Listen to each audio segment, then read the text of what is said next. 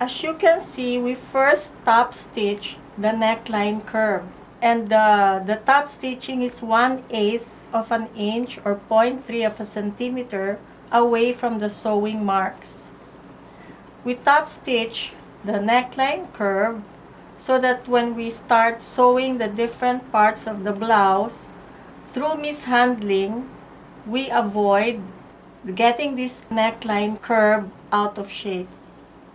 As I have mentioned previously, we have finished the edges of the shoulder allowance and the side seam allowance by using an overlock or over edging machine to finish the edges of the blouse. But on the facing side, where we have the fusible interfacing, we will finish the sewing allowance by folding this 1/4 of an inch, the shoulder allowance, and we will sew over the fold. And likewise, after we sew this or finish this, we will fold the sewing allowance this way, following the edge of the interfacing. We will finish it this way.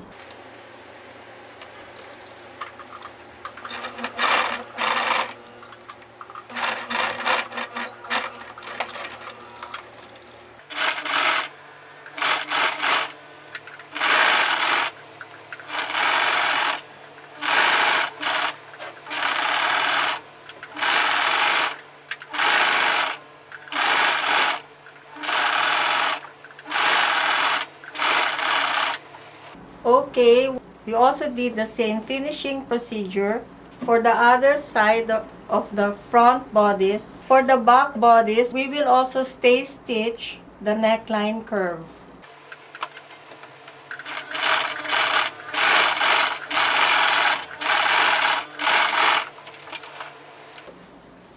Okay, now we will connect the shoulder seams, but make sure that the center of the front bodice is also aligned on the center of the back bodice. And we are sewing from the wrong side of the fabric.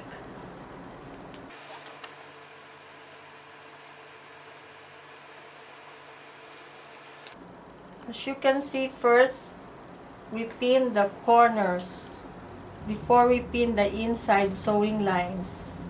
Okay, now we can start sewing the shoulder seams together.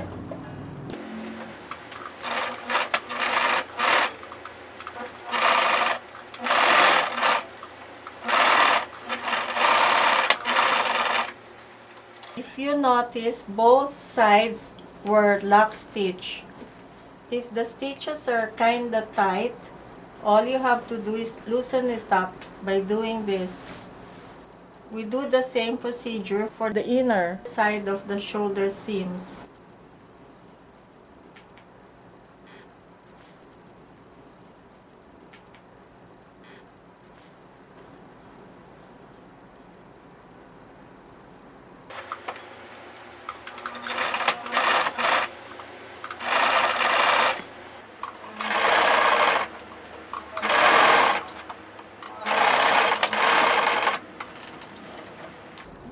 Okay, we've sewn the other side of the shoulder seam. Now we will be sewing together the side seams. As you can see, we are aligning the front and back sewing lines.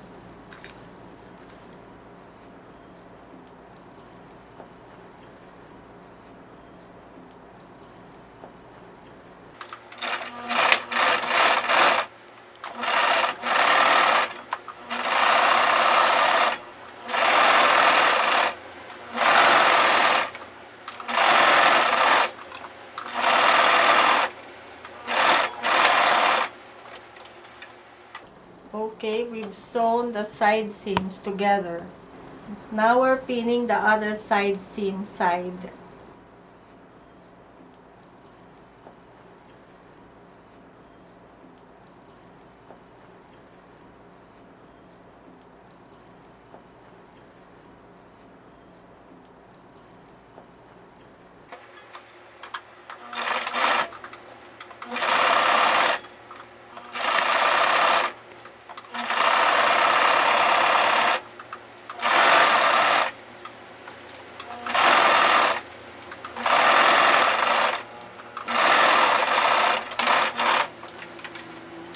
Now we've completed sewing together the side seams of the other side of the blouse.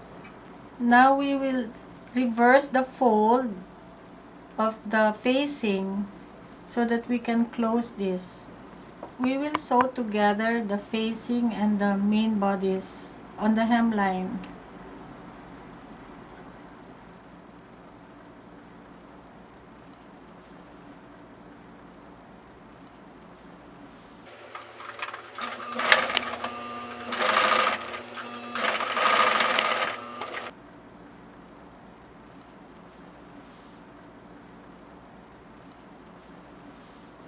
We will remove all the excess thread and reverse the facing.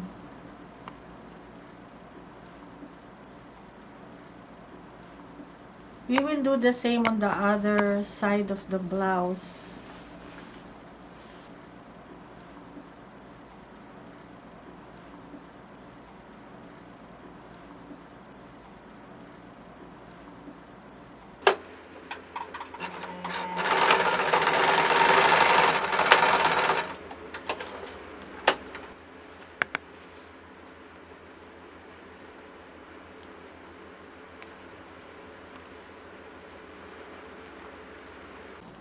So now we will start finishing the hem of the blouse.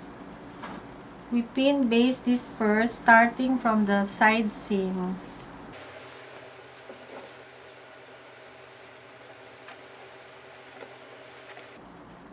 Then the inner part of the blouse.